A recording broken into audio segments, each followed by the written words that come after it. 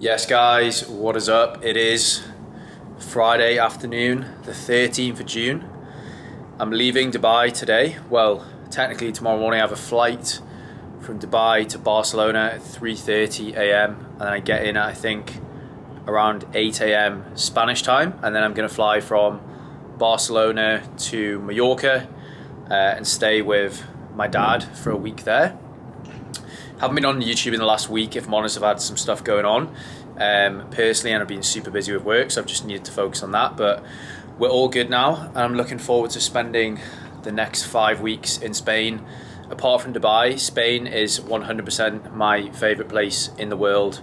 As I say, I'm going to Mallorca, that's where my dad lives, and super chilled there. Absolutely beautiful. Can't wait to just train, eat good food, have a few drinks, upgrade this tan to a Spanish tan, not just a Dubai one. But super looking forward to that. I've got a little bit of time off work next week because I kind of scheduled it in as a little bit of annual leave. But to be honest, I love working, I love making content, so that's what I'm going to be focusing on doing over there, and also taking a little bit of downtime too. And then I'm going to head over to Marbella for 4 weeks. Just booked an apartment with one of my friends for 4 weeks just away from Puerto Banús, and we're just going to lock in. We're going to train. Well, I'm going to weight train, I'm going to run, eat good food, minimal drinking, loads of sun, and grow this business. So that's the plan.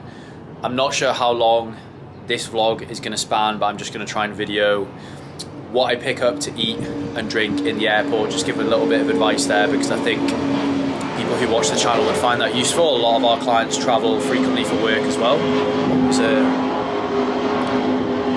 speedboat absolutely sending it down there. Not sure if you can hear it, but yeah, I'm going to video kind of what I eat when I'm going through the airport and things like that, provide a little bit of value and advice. And I've got a layover in Barcelona before Mallorca of about 4 to 5 hours, so I'll definitely be getting a couple of meals in there and doing some work. And then Sunday I'm going to hit a 16k long run, and I'm really looking forward to running in cooler temperatures. Obviously it's still going to be fairly hot over there, but nothing like it is in Dubai right now. So really excited to jack up the running volume over the next few months. Body's feeling really good now. I'm not sure if I mentioned, but I visited a chiropractor about 10 days ago. They've realigned my pelvis, and now when I'm running, everything feels a lot more fluid. I'm working with my new coach as well, so everything's moving in the right direction. I'm confident over the next probably 4 to 6 weeks I'll be able to get my running up to 50k plus a week consistently, which will be more than I've ever done consistently, and that's really where the fitness improvements and gains are going to come. I can maintain like a really good level of fitness running at about 30k a week, but once you start to push it up to 40-50, that's where the serious gains come. So I have a couple of client check-ins to do to finish off my work for the day, and then I'm going to train about 7 p.m. I'm just basically trying to kill some time because I'm going to head to the airport at about 11, half 11. So I'll check in later on, and I'll probably get this uploaded on Monday.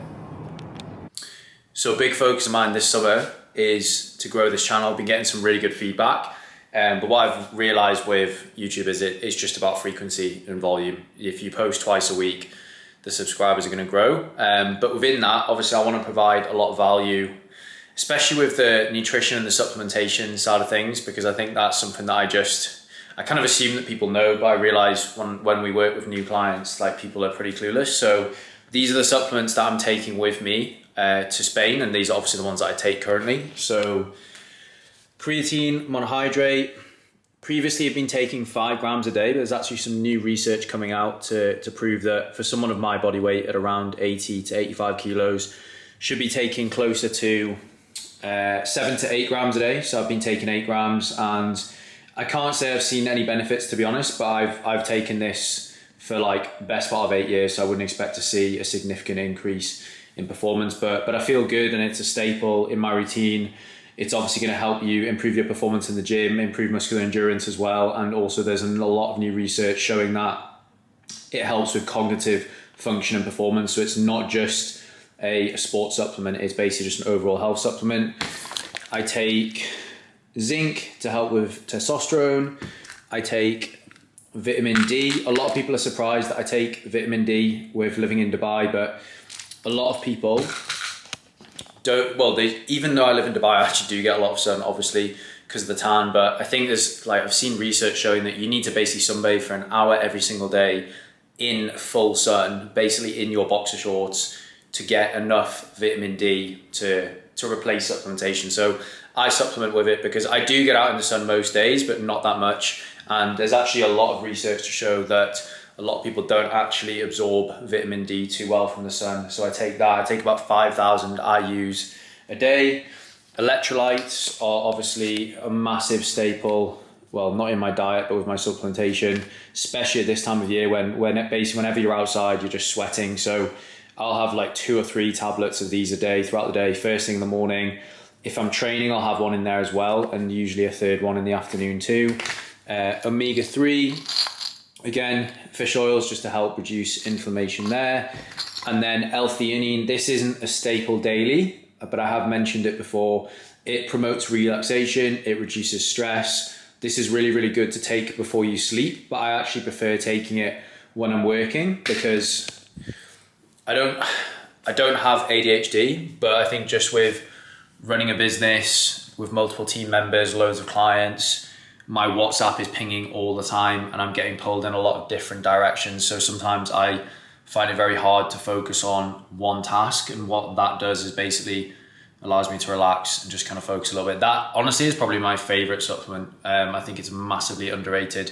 You do get L-theanine in green tea naturally, but I don't drink that and I don't think the concentration is high enough. So those are the supplements that I'm taking to Marbella, and I wouldn't really take anything else outside of that. For anyone who's interested, these are the trainers that I'm taking as well. So I'm actually going to take 4 pairs of running trainers. So I've got the Asics Gel Nimbus for my easy and long runs. I have another pair of these as well. Well, they're actually Nova Blast, they're slightly different. So I'm taking 2 pairs of them because, as I said in the previous clip, I'm going to be doing a lot of running. I've got the Pumas. I'm not sure what these are called, but these are great. I wore these for Hyrox. These are kind of like, you can run in them, but they're just a good gym trainer as well. And then I've got my Vaporflies for my speed sesh. I have my sandals, and then I have a pair of smart shoes when we go out for dinner. And then the rest of the stuff that I'm taking, it's just basically gym kit and a few normal clothes. So if anyone's interested, that is what I'm taking. 1 suitcase for the entire summer. I'm actually taking a suit as well because I have a wedding in July for one of my friends. So I'm gonna digest my food. I just had meal prep. I'll actually show you my meal prep after my training session as well. Finish these check-ins, head to the airport. But look at this view. Unbelievable.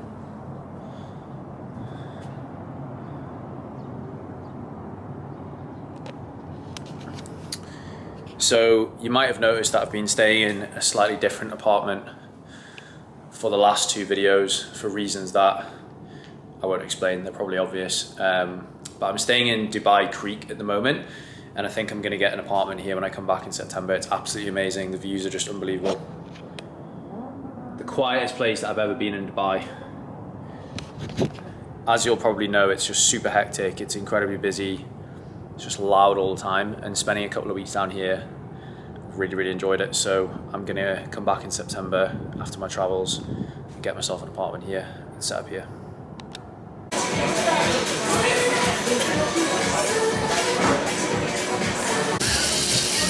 So we got fajitas and tenders and a bev, Long Island iced tea.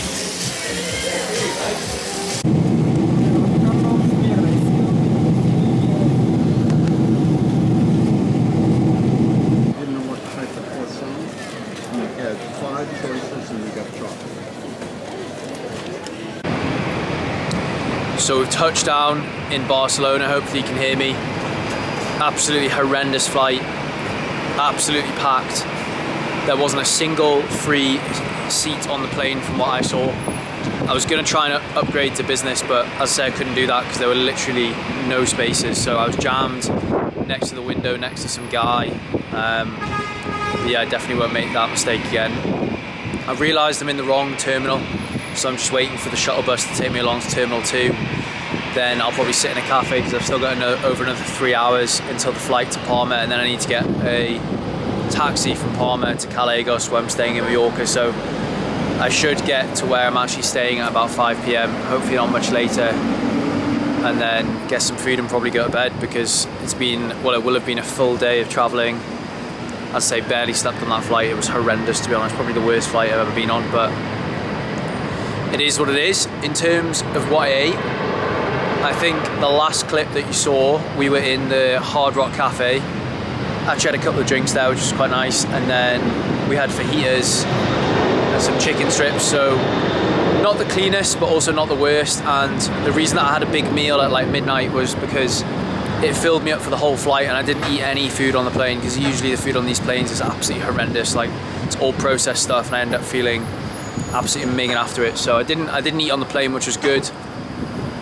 All I've had today so far is 2 protein bars. That actually took them on the flight with me, so I'm going to try and get checked in and then find a relatively clean first meal, I guess, which would be about lunchtime.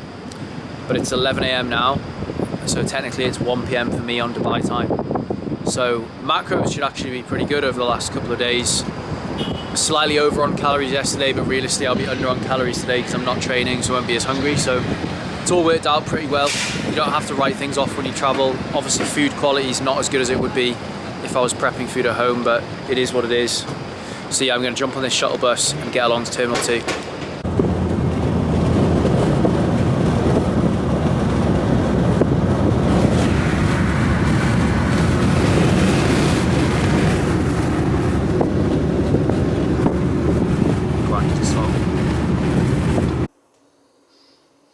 Yes guys, what is up? It's Sunday morning, pretty much 7 AM. Gonna head out on a 16k run now, saying that there for accountability. Just arrived at the apartment yesterday in Mallorca.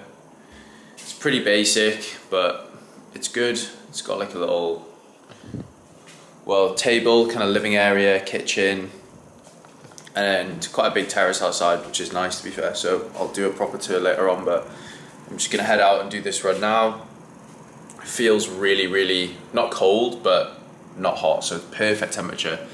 Haven't run in cool temperatures for probably like 3 to 4 months now, so I'm excited to see where the heart rate stats are at. But pretty much a full day of travel yesterday wiped me out. Probably slept for a total of about 2.5 hours on all of the flights, because just kept waking up, couldn't get into a good deep sleep there.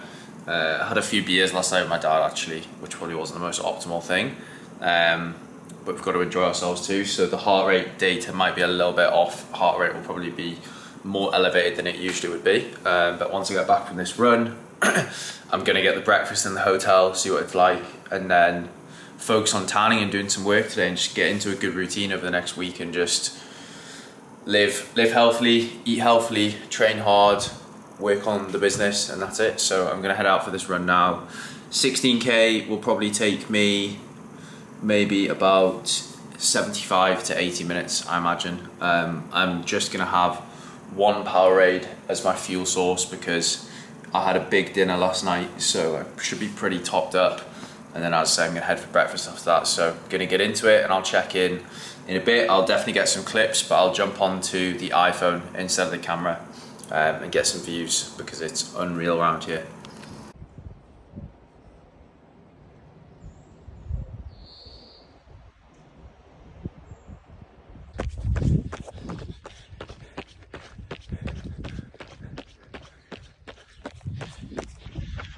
Whew. This is tough. It's literally just undulating hills, and there's way more uphill than downhill. I'm cruising at about a 5:20 pace. Heart rate's about 150, so hopefully if this flattens out, it'll start to stabilize a little bit. It's not actually as cool as I thought it would be. As you can see, I'm sweating quite a bit, but much better than Dubai. So I'm 4k in, another 12k to go. So that is the run done, showered, ready to go in search of protein for breakfast. I don't know what the breakfast in this hotel is going to be like. I'm hoping for some eggs and fruit and some bread. That's all I need really. And then I'll probably head out and get something for lunch in a few hours time. Then I'm going out for paella tonight for dinner. But yeah, the run was good. Average pace was 5:03, average heart rate 148.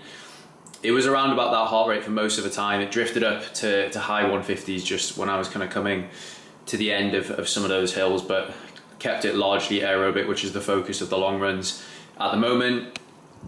I will be going on to some more specific race pace long runs and interval sessions in a few months' time when I start my prep for the Abu Dhabi Marathon in December. I'm 80% confident that I'm going to do that. I'm going to see what happens over the next few months and how my body adapts, but for now it's just about accumulating a lot of aerobic volume with those runs with one midweek speed session. This week I have done 36k of total volume. I did 11k worth of speed work, warm-ups and cool downs on Wednesday. I did a 10k on Thursday, and then I've just done a 16k today. Next week, depending on how I'm feeling, I might try and do a fourth run. I have been doing obviously 3 runs plus 1 cardio session most weeks, but I'm keen to give that fourth run a go and see how the body responds. But I'll probably ease in with just like a 6k to see how it goes. But yeah, I'm gonna go down, see how this breakfast is, and then set up and work. This is the outdoor workspace. Well, not workspace, but outdoor area that I've got. Nice big terrace, so I'm gonna sit there, pour some tanning oil to really accelerate this tan over the next few days, because everyone knows that I take my tan seriously, but Dubai is just not, it's not the one for tanning. You have to spend a lot more time outside to get a good tan in Dubai, just because there's so much sand and dirt in the air that it blocks the actual rays of the sun. So we're going to accelerate that tan over the next couple of days. It's really, really good for the brand, and it's good for engagement on Instagram. But yeah, I'm going to go and get this food, otherwise I'm going to be going catabolic.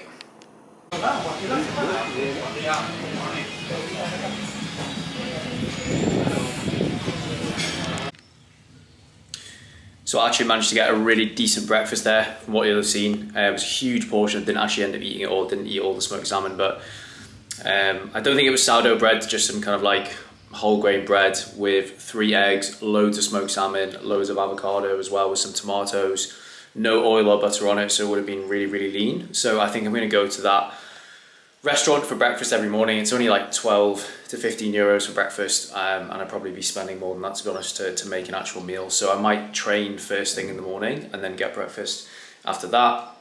Just stopped off at the supermarket as well and just stocked up on some protein. This is just for the fridge. So I got 3 of these. I guess they're protein shakes. I think it's kind of like a yogurt concoction, but what stood out to me was it was 36 grams of protein for like €1.60, which is ridiculously cheap. So I'll have one of those each day. I've got some fruit, but every day I'll buy fresh fruit. 2 antioxidant smoothies, again, just to top up on those micronutrients if I'm not getting enough fruit and veg through my meals. And then 2 more yogurt, protein yogurts. So to be honest, I'm not usually a fan of having like protein yogurts and things like that. I try and stay away from like processed stuff, but I'm not making excuses, but it's much harder to get kind of like protein-based whole food snacks on the go in Spain versus Dubai and the UK, to be fair. So I'm just doing what I can. Realistically as well, I'll probably go out and buy like some chicken or something like that and actually cook that, or maybe some fish, because I'm trying to aim for 3 high protein meals each day. So obviously I've had the eggs and smoked salmon for breakfast. I'll be having a paella tonight with some chicken and fish. I'll have a protein shake as well, and then that 3rd meal, as I say, I'll probably have to go and purchase a lean protein source there, and that'll be the setup for my meals. But as you can see, just trying to stay as close to whole foods as I can, because not only will that prevent, you know, inflammation, water retention, I really find that it just helps my digestion massively. When I was traveling yesterday, I had a Burger King in the airport, which was honestly the most disgusting thing ever. I went for the leanest burger on the menu that I could find, which was like chicken, and it was just absolutely gross. So anyway, what I was trying to say was, when I eat processed foods, it just fucks my digestion. So trying to stay as close to whole foods as I can, and then I'll eat out for dinner every night. But dinners out are clean, like it's probably like chicken breast, steak, paellas, stuff like that. So that's going to be the setup for the next few days. And when I go to Marbella next week, it'll probably be fairly similar as well, although Marbella is definitely better than Mallorca for getting good kind of protein sources. But I think I'm going to get at least 1 meal prep a day over there as well. There is a meal prep company close to where I was staying, but this will be absolutely fine for the week. Something I was going to say as well, again, just staying close to whole foods. Energy levels are so much better and consistent throughout the day, especially when I'm speaking to clients, doing check-ins, speaking to the team. The last thing that you want is to be going on calls after a meal and just having this huge spike of energy and then a crash. It's horrendous. So this is the way I do it, and just been reflecting over the last couple of years. Like every year I come to Spain, and like I've really noticed how much I've improved my diet over the last couple of years. Again, just going back to the whole foods thing, but I used to, you know, have at least one protein bar a day, maybe even like a protein shake as well, and I would just never do that now. I'm really in touch with my digestive system, and just overall I feel so much better. So calories and macros are one thing, but micronutrients and quality of food are so important as well, and I always preach that to a lot of my clients who are all high performers, whether they're working in a company high up or whether they've got their own company as well. It's so important to have consistent energy throughout the day, and it's not just about hitting the calories and the macros. So I did a little bit of programming after breakfast, setting up a new client, which I'll probably run you over later on. I'm going to send him his onboarding video, and then I have a call with one of my team in 50 minutes time, and then I'm just going to be in and out getting some sun, just trying to spend as much time outside as I can, and I'll be hitting probably at 23,000 steps a day. So keeping that expenditure high is again a big tip that I would give you when you're away. If you are having a few drinks and if you are having meals out, things will be a little bit inaccurate, but if you can keep that expenditure high, it's just going to be damage limitation. So I'm going to get stuck in now. Just had a client call there, absolute hack. Well, it's not really a hack, but if you are traveling and you're working and you don't have access to a standing desk, just put a fucking chair on the table. The last thing you want to do is be spending too much time sitting down if you're not used to doing that. For me, like, I try and work 50% of the time standing up, because I find if I'm sat down for too long, I just start to get lower back pain, hip flexors start to tighten up, and shoulders come forward as well. Posture's just horrendous, and I've also spent the last kind of like 24 hours on a plane in taxis and things like that. So just trying to stand up. But I had, as I say, a good client call with a client to actually come back. Unfortunately, he did drop off for a bit of time. It does happen. He had a lot going on with his business. He was also renovating a house, and he apparently had some tax issues as well.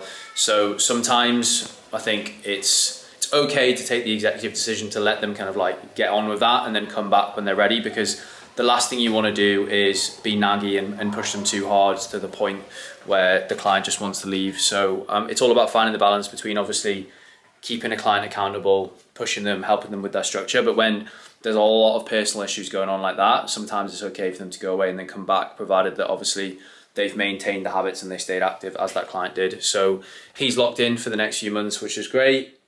I've done a little bit more programming, and I'm going to do a little bit more now because I'm in a good workflow, and then I'm going to have some food and then go for some steps. So I was actually speaking to that client about movement and steps. Obviously his goal is weight loss, like most of our clients.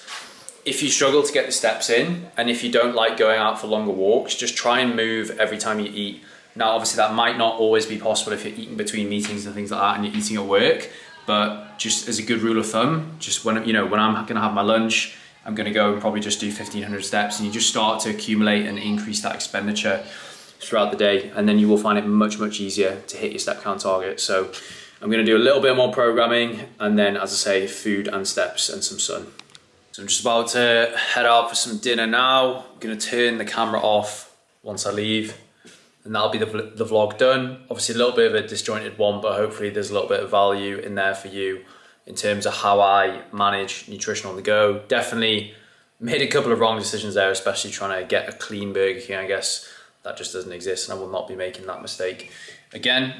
But what I've done for today with my nutrition is I think I'm sitting currently on around 1,800 calories, around 110 grams of protein, 40 fat, and the rest carb, whatever that is. And my maintenance calories at the moment, with the amount of steps, the amount of running that I'm doing, usually 12 to 13,000 steps a day and totaling about 30 to 35K running a week, I think my maintenance is around 3,200 calories. So today I'm aiming for around 3,000, maybe a little bit over, just because I know yesterday I was over my intake because I had a few beers.